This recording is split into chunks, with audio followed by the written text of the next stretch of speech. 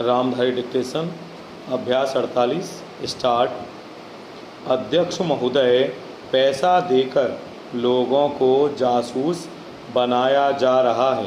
सीमा क्षेत्र में जाएं या पिछड़े क्षेत्रों में जाएं, चारों तरफ विदेशी पैसे के बल पर हमारे देश के साथ खिलवाड़ हो रहा है। इतना ही नहीं, विश्वविद्यालयों में जाएं तो वहाँ भी यही खेल खेला जा रहा है। गिरजाघरों में, मंदिरों में, मस्जिदों में विदेशी पैसे के बल पर अपना प्रभाव जमाने की कोशिश हो रही है। यह समस्या किसी एक पार्टी की नहीं है, यह राष्ट्र की समस्या है। आज सदन में वित्त मंत्रालय की मांगों पर बहस हो रही है। सरकार के हर विभाग का वित्त मंत्रालय से संबंध होता है। देश में जो प्रगति हुई है और हो रही है, उसकी काफ़ी चर्चा हुई है। जो प्रगति हुई है वह चारों ओर दिखाई पड़ रही है। कम से कम रेल विभाग में तो काफ़ी प्रगति दिखाई पड़ रही है। रेलों में अब भीड़ कम होती है। बिजली का भी काफ़ी विकास हुआ है। लेकिन देहातों की तरफ हमारा जो दृष्टिकोण है उसको देखकर कुछ कष्ट होता है। अभी जो जनगणना हुई है उसको देखने से मालूम होता है कि शहरों की जनसंख्या अधिक बढ़ी है।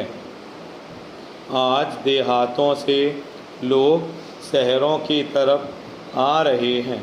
हमारे राष्ट्रपिता ने कहा था कि लोग देहातों में बसे, देहातों के जीवन को पवित्र करें। लेकिन स्वराज्य के 55 वर्ष बीत जाने के बाद भी देहातों की तरफ न जाकर शहरों की तरफ लोग आते जा रहे हैं। इस प्रश्न पर हमको कुछ गंभीरता से विचार करना होगा। अगर देहातों में लोगों को सुख सुविधाएं मिलती जो आज शहरों में प्राप्त हैं, तो लोग देहातों से शहरों की तरफ ना दौड़ते, बल्कि शहरों से देहातों की तरफ जाते। पैरा, देहात के जीवन में दो प्रकार की चीज़ें थीं। एक तो जमींदारी प्रथा थी और दूसरे वे लोग थे जो रुपए का लेन देन करते थे। जमींदारी प्रथा समाप्त हुई, इससे लोगों को कुछ राहत मिली।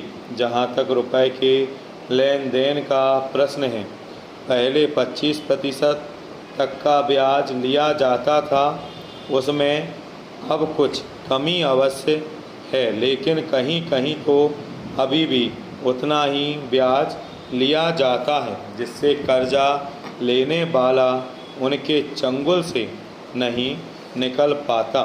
सरकार भी अब उचित दर पर कर्जा देने लगी है। इस वजह से कहीं कहीं पर साहूकारों के ब्याज की दर में कमी आई है।